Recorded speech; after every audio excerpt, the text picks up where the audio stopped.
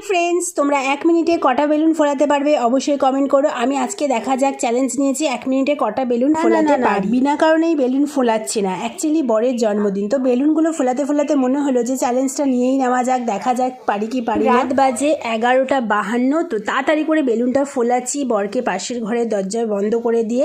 আর আজকে 23শে জানুয়ারি আমার বরের জন্মদিন, তোমরা সবাই একটুখানি উইশ করে দিও, সবাই প্রে করো যেন আমার বর ভালো থাকে, সুস্থ থাকে, বিপদমুক্ত থাকে।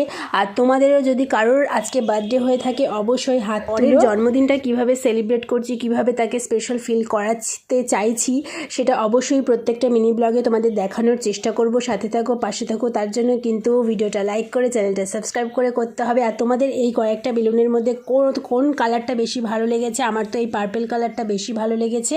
তো চলো, তোমরাও 23শে জানুয়ারি একটা ছুটির দিন এনজয় করো, আমিও আমাদের মতন এনজয় করি। ভালো থেকো, সুস্থ থেকো, টাটা, বাই বাই বাই।